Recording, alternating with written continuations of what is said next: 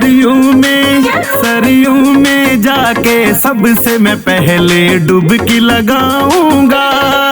सरयू में जाके सबसे मैं पहले डुबकी लगाऊंगा। अयोध्या जाऊंगा, राम के दर्शन पाऊंगा। अयोध्या जाऊंगा, राम के दर्शन पाऊंगा। मैं सबसे पहले सरयू में जाके डुबकी लगाऊंगा। मैं सबसे पहले सरयू में जाके डुबकी लगाऊंगा।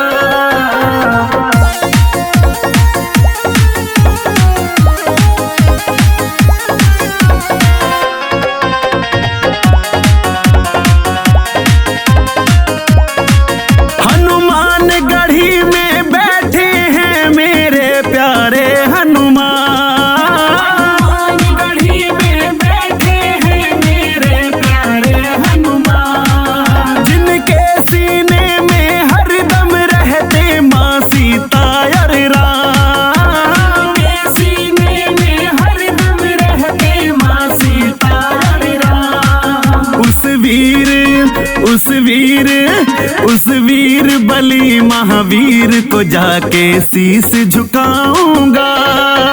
उस वीर बली महावीर को जाके शीश झुकाऊंगा। अयोध्या जाऊंगा, राम के दर्शन पाऊंगा। अयोध्या जाऊंगा, राम के दर्शन पाऊंगा। मैं सबसे पहले सरयू में जाके डुबकी लगाऊंगा। मैं सबसे पहले सरयू में जाके डुबकी लगाऊंगा।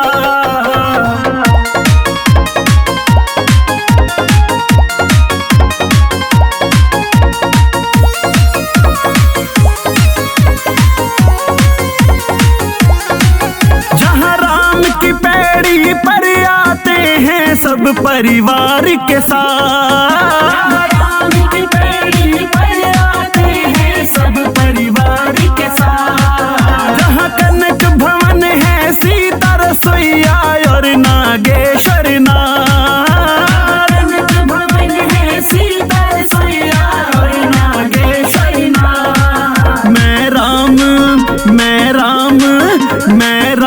नाम की मस्ती में बस डूबता जाऊंगा। राम नाम की मस्ती में बस डूबता जाऊंगा। अयोध्या जाऊंगा, राम के दर्शन पाऊंगा। अयोध्या जाऊंगा, राम के दर्शन पाऊंगा। मैं सबसे पहले सरयू में जाके डुबकी लगाऊंगा। मैं सबसे पहले सरयू में जाके डुबकी लगाऊंगा।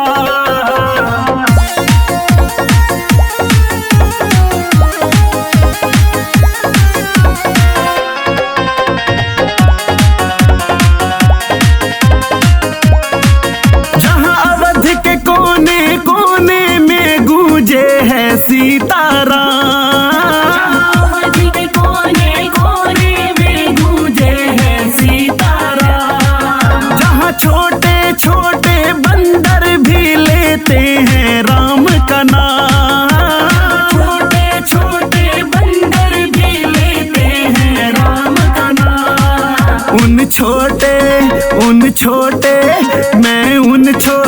छोटे बानर को चने खिलाऊंगा। उन छोटे बानर को चने खिलाऊंगा। अयोध्या जाऊंगा, राम के दर्शन पाऊंगा। अयोध्या जाऊंगा, राम के दर्शन पाऊंगा। मैं सबसे पहले सरयू में जाके डुबकी लगाऊंगा। मैं सबसे पहले सरयू में जाके डुबकी लगाऊंगा।